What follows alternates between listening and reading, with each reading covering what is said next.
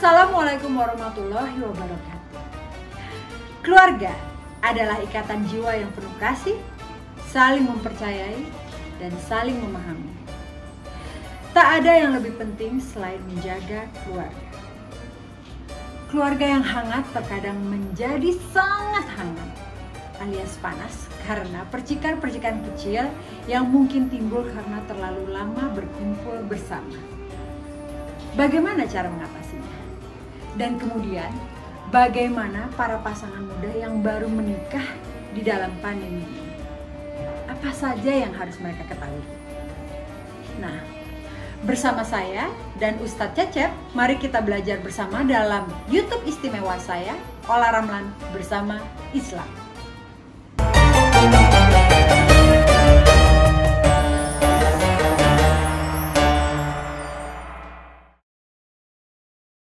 Oke, Ustadz. Nah, baik. Lanjut kita masih di suasana bulan Ramadan, masih di suasana bulan puasa. Nah, bagaimana hukumnya untuk suami istri yang berhubungan suami istri di bulan Ramadan? Hubungan apa nih? Berhubungan pada malam hari. Baik, hubungan badan ya. Iya. Jadi gini, kalau lihat di dalam surah Al-Baqarah 187. Uhilla lakum lailatas syam. Jadi arrofas, berhubungan badan di waktu malam bulan puasa dihalalkan. Jadi pada waktu maghrib sampai sebelum sahur, seletah maghrib sebelum sahur itu dihalalkan dalam surah Al-Baqarah 187. Ila nisaikum, terhadap istri-istri kalian gitu. Yang dimaksud adalah terhadap istrinya. Jadi dihalalkan. Nah, gimana kalau di waktu siang? Nah, kalau di waktu siang, bukan saja tidak diperbolehkan atau diharamkan, tapi akan mendapatkan sanksi. Ini ada salah seorang sahabat yang datang kepada Nabi. Ya Rasulullah, halakat. Celaka ya Rasulullah, celaka ya Rasulullah. Celaka. Kata Nabi, apa yang celaka? Waqautu ala imro'ati wa ana shaim. Aku berhubungan badan dengan istriku dan aku puasa. Nah, akhirnya Nabi kasih solusi ada 3 gitu. Hal tajidu raqabatan tu'tikuha. Apakah kamu bisa membebaskan seorang budak? Dijawab, la, aku tidak punya budak. Apa yang harus aku bebaskan? Yang kedua, oke, yang pertama nggak bisa. Hal tastati antasuma sahraini mutatabi'ain. Apakah kamu bisa puasa 2 bulan berturut-turut? Aduh ya Rasulullah. Yang sebulan aja batal. Apalagi 2 bulan itu udah pasti gagal ya Rasulullah. Nah, ada lagi alternatif ketiga. Hal tajidu ita'ama syitina miskinan. Apakah kamu bisa ngasih makan 60 orang miskin? Dijawab oleh sahabat tadi, boro-boro 60 orang. Buat ngasih makan anak istri aja saya harus pakai metode PD. PD itu puasa Daud. Gitu kan.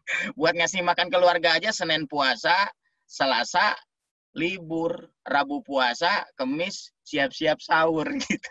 Jadi udah susah keadaannya. Nabi sampai terdiam. Sampainya Allah ngasih petunjuk, datang seseorang bawa sekeranjang kurma, memberikan hadiah kepada Nabi. Lalu Nabi tanya, aina sa'il, mana yang nanya tadi? Saya. Nih, solusi keempat itu pasti udah selesai. Karena dia tidak punya yang disedekahkan, dikasih oleh Nabi, ya udah sedekahkan. Tapi masih diem. Artinya masalahnya belum selesai. Kata Nabi, kenapa masih diem? Dia nangis gitu. Jadi ahlu baiti afkhur min ahli baiti ya Rasulullah. Keluargaku paling miskin di kampungku, katanya gitu. Jadi saya disuruh nyedekahin kurma ini, saya bingung ke siapa. Karena orang-orang di kampungku pada kaya gitu. Jadi saya nggak bisa nyedekahin ini ke siapa. Lalu Nabi senyum, kata Nabi, kasih makan anak istrimu dengan kurma ini, maka dosamu diampuni Allah. Oh, luar biasanya Islam coba. Jadi orang yang melanggar justru dia senyum dapat kurma gitu. Karena kan kadang-kadang kan coba aja dalam kehidupan kita, orang miskin tahu-tahu ngasih sedekah sama kita, kan kita jadi jangan-jangan ini ngeprank gitu kan. Nanti dia bilang, bohong gitu kan. Jadi dia juga begitu kondisinya. Takutnya di-prank kali ya sama orang-orang tetangganya. Padahal ya memang begitu keadaannya. Itulah hebatnya Islam. Jadi kalau di waktu siang tidak boleh dan harus melakukan, kan kita budak udah nggak ada ya. Berarti harus puasa 2 bulan. Coba kebayang nggak? Makanya kalau suami ada tanda-tanda ngedeketin gitu kan, siap 2 bulan gitu, itu kan. Kalau siang-siang ya, siang-siang. Ya, tapi memang di waktu malam itu hal yang utama itu ada waktu-waktu utama setelah maghrib. Tapi kan masa buka langsung itu kan gimana gitu kan, masih nggak ada waktu lagi. Iya Ustaz. Tapi bisa jadi kalau istrinya cantik, seksi ya bisa jadi maghrib. Oke, Ustaz. Nah, kalau seorang perempuan itu kan biasanya di bulan Ramadan memang ada haidnya ya. Pasti ada kepotongnya gitu. Nah, apa hukumnya buat seorang wanita yang memakai obat penahan haid untuk berpuasa? Nah, gimana itu, Ustaz? Yang pertama ada yang mengatakan haid itu adalah karunia Allah.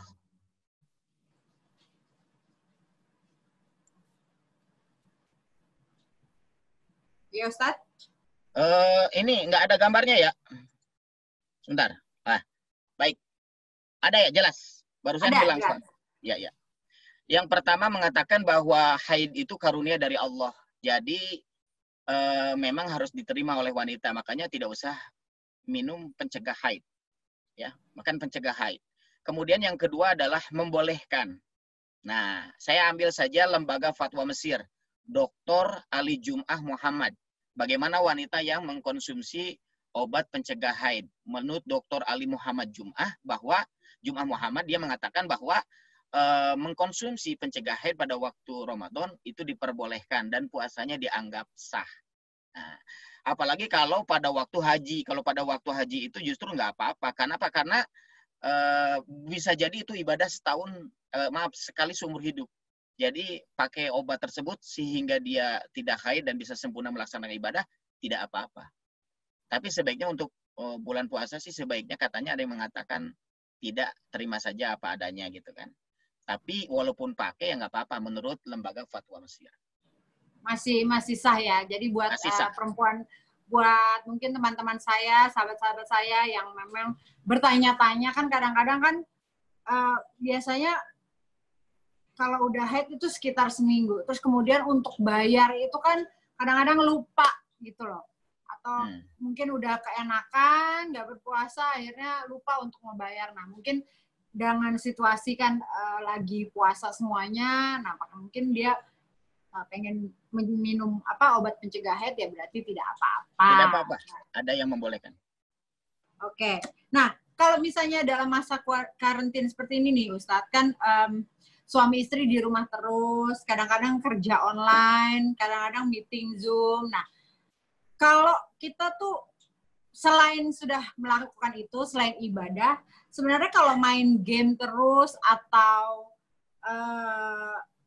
lihat sosial media terus atau nonton YouTube, nah itu hukumnya seperti apa sih, Ustadz?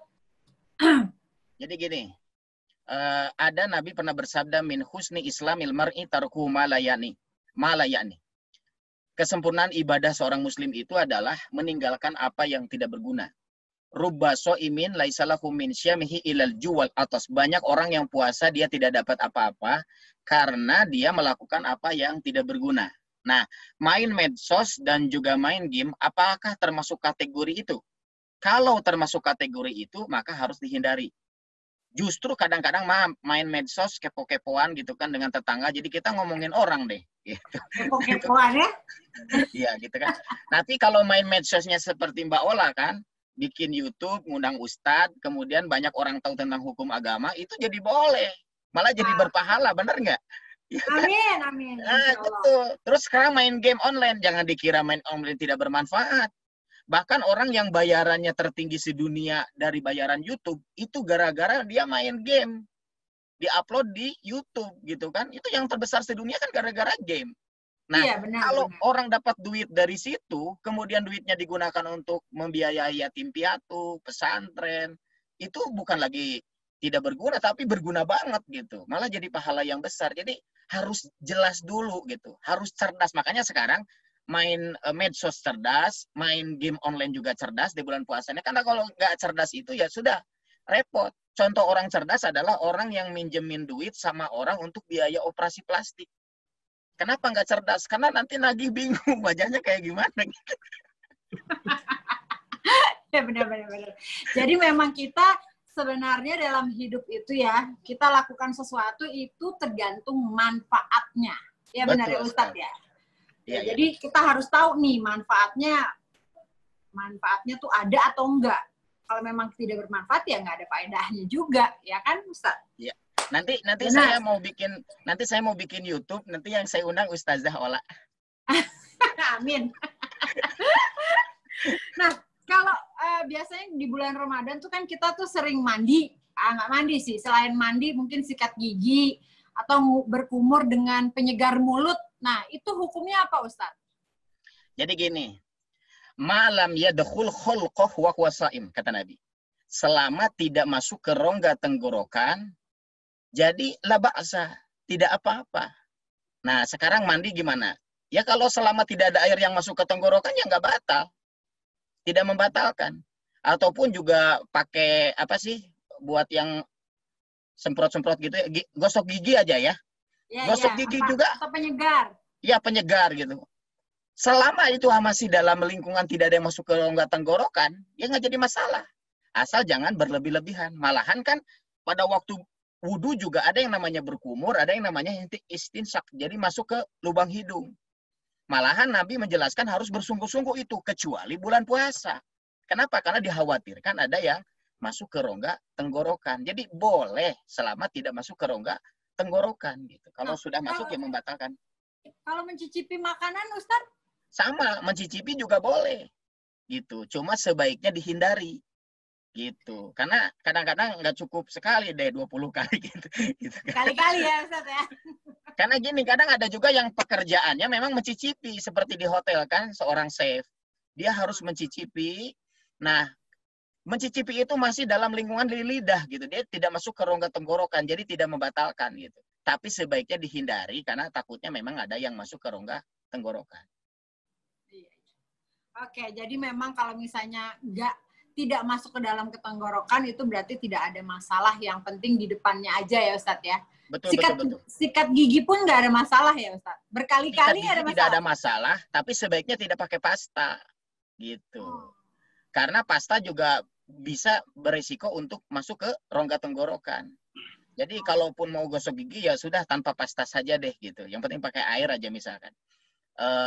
Malah sebaiknya pengaturan waktu yang baik. Sebelum sahur ya gosok gigi dengan baik gitu kan.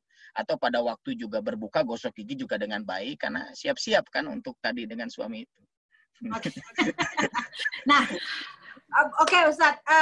Alhamdulillah sudah selesai. Nah, apakah Ustadz ada pesan-pesan buat para suami istri dengan kondisi COVID seperti ini, tapi juga di bulan Ramadan? Apakah Ustadz ada pesan? Boleh disampaikan Ustadz? Ya. Jadi yang jelas adalah puasa ini puasa yang berbeda dengan puasa tahun-tahun yang lalu. Ini bisa merupakan sebuah karunia dari Allah. Kenapa saya katakan karunia? Karena banyak sekali orang dengan COVID-19 ini justru banyak yang meningkat. Saya juga tidak tahu ya, kalau nggak ada COVID mungkin Mbak Ola Ramlan tidak menghubungi saya untuk bikin YouTube.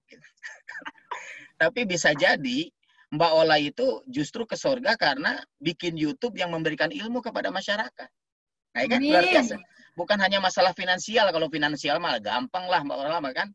Tapi kalau masalah ke surga, itu kan harus amalan yang bermanfaat bagi manusia yang lainnya. Khairun nas anfa'uhum linnas. Sebaik-baiknya manusia adalah manusia yang terbaik bagi manusia yang lainnya. Sampai secara khusus tadi kata Nabi, idza salatil mar'a khamsaha wa shamat sahraha wa hafidat farjaha wa ata'at jaujaha qila laha udkhulil jannata min ayyi abwabil jannati syi'ti. Bisa jadi puasa kali ini adalah kunci surganya kita nanti di akhirat. Makanya dengan ilmu hidup jadi mudah, dengan seni hidup menjadi indah, dengan puasa hidup jadi terarah. Tanpa ilmu hidup terasa hambar, tanpa seni hidup terasa kasar, tanpa puasa hidup kita bisa kesasar. Apapun masalah Anda, ingat Allah, tetap cecep, ceria-ceria, pas.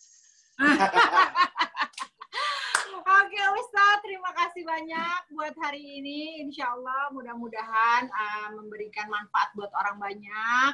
Pastinya banyak yang ingin bertanya tapi belum kesampaian. Kadang-kadang kalau di kajian banyak orang, siapa yang mau nanya? Biasanya ibu-ibu diam semuanya. Padahal mau nanya, ya kan Ustadz? Iya. Jadi mudah-mudahan membawa manfaat buat kita semua, dan terima kasih buat Ustadz Cecep. Salam buat istri dan anak-anak, semoga sehat terus, happy terus, berkah terus, bahagia terus ya Ustadz. Ya, saya juga tolong titip salam sama kembaran saya, ya, Bang Aufar. Tidak lupa juga. Salam ya katanya sama kembaran. Salam Ustaz. Buat Sean juga. Salam. Buat Sean. Buat Alina, Naira, Hana, Hutapea. Dengan Andreina, betul ya? Benar. Andreina, Naira, Hana. Ini Assalamualaikum Ustadz gitu. Hai. Assalamualaikum. Senang dong. Assalamualaikum. Assalamualaikum. Kok Jadi malu? anak yang salehah ya, sayang. Amin. Belajar baca Al-Quran. Iya, amin Ustadz. Oke Ustadz, terima kasih. Salam buat keluarga. Sampai ketemu lagi di lain kesempatan ya Ustadz. Sehat terus. Siap. Assalamualaikum warahmatullahi wabarakatuh. Assalamualaikum warahmatullahi wabarakatuh.